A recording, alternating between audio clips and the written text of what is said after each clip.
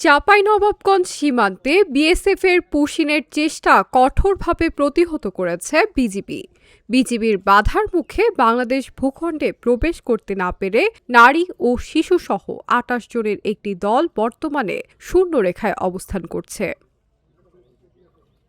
বৃহস্পতিবার ৪ জুন ভোররাতের দিকে জেলার গোমাস্তাপুর উপজেলার বাঙ্গাবাড়ী সীমান্ত দিয়ে এই পুশিনের চেষ্টা করা হয়। সকালে বিজিবির ১৬ ব্যাটালিয়নের অধিনায়ক লেফটেন্যান্ট কর্নেল মোহাম্মদ আরিফুল ইসলাম মাসুম বিষয়টি নিশ্চিত করেছেন।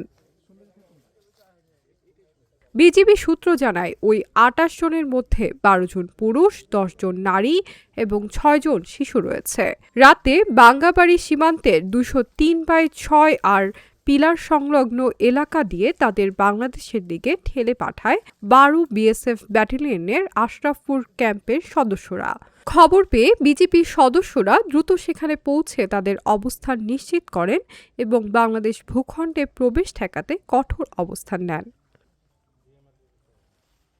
বর্তমানে ওই ২৮ জন সীমান্তের শূন্যরেখায় অবস্থান করছেন। বিজিবি তাদের ফিরে যাওয়ার জন্য অনুরোধ করেছে।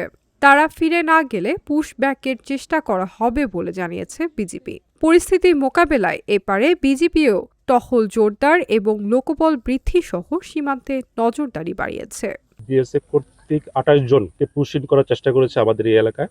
আমরা বিজিবি স্থানীয় জনগণকে নিয়ে তাদের এই পুশিন প্রচেষ্টা ব্যাহত করেছি এবং এই মুহূর্তে তারা এই ভারতের অভ্যন্তরে জিরো লাইনের ভারতের দিকে তারা অবস্থান করছে।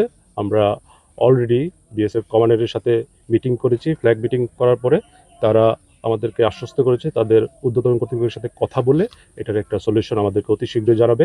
আমরা এই ধরনের বিএসএফের যে কোনো ধরনের পুশিন স্থানীয় জনগণকে নিয়ে প্রতিহত করব এবং আমরা বিজিবি এই ধরনের ইলিগাল বিএসএফের কর্মকাণ্ডের ব্যাপারে সর্বদা নজরদারি বৃদ্ধি করছি এবং আমরা বদ্ধপরিকর এই ধরনের পুশিনকে আমরা স্টপ করার জন্য।